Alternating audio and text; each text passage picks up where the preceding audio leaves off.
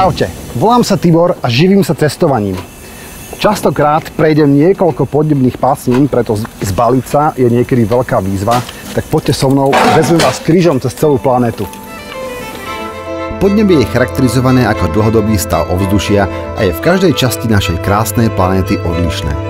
Vznik rozdielov je zapríčinený hlavne guľatosťou Zeme. Podľa vzdialenosti danej oblasti od rovníka sa mení sklon dopadajúcich slnečných lúčov a teda aj intenzita slnečného žiarenia. Na rovník dopadajú slnečné lúče kolmo. Je tam teda najteplejšie a na póli šikmo je tam najchladnejšie. Ďalším faktorom môžu byť napríklad prevládajúce vetry, morské prúdy, vzdialenosť od mora, nadmorská výška, ale aj činnosť človeka. Ak by som mal opísať, ako vyzerá podnebie na Zemi, vyzeralo by nejak takto. Zem môžeme rozdeliť do troch základných podnebných pásiem. Od rovníka na sever a juh sa nachádza pásmo tropov, kde je stále teplo. Ďalej od rovníka sa nachádza mierne pásmo so 4-ročnými obdobiami, ktoré poznáme aj u nás. A to posledné sa nachádza na póloch, teda polárne pásmo. Prechodnými oblastiami sú subtropické a subpolárne pásmo. Začneme v mojej obľúbenej oblasti okolo rovníka a tropického pásma, kde je charakteristické veľmi teplé a vlhké podnebie. Pre túto oblasť sú typické výdatné zrážky a vysoké teploty. Na sever a juh od rovníkového pásma sa rozprestiera tropické vlhké podnebie, strieda sa tu obdobie sucha s obdobiami dažďov. Suché tropické podnebie je najsuchšie pásmo Zeme a práve v tejto časti nájdeme množstvo púští a polopúští. Tie ležia v oblasti obratníkov, ktoré sú hraničiace pre trópy. Subtropy sú charakteristické teplým letom a veľmi miernou zimou. Čím sa však ďalej posúvate na sever alebo juh, zimy bývajú chladnejšie a začínajú sa objavovať náznaky jesene a jary.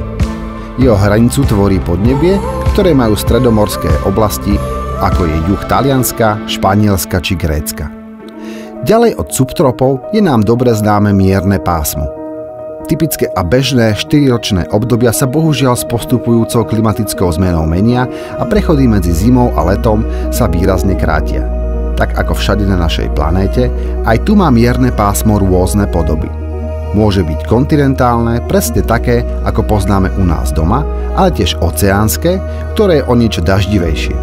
Mierne pásmo siaha až po polárny kruh, čo je akási pomyselná čiara, kde aspoň jeden deň v roku slnko vôbec nezapadne alebo nevíde na oblohu. Tu sa začína subpolárne pásmo, ktoré je prechodom medzi miernym a polárnym.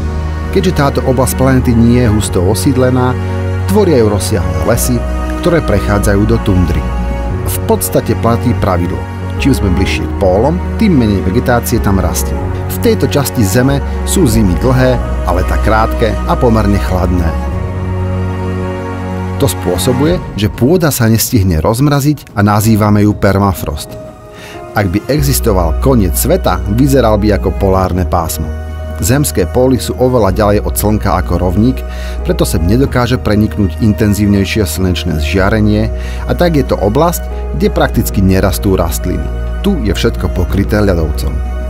Aj keď známok života tu nájdeme málo, táto časť Zeme zásadne ovplyvňuje život každého tvora a rastliny na našej planéte.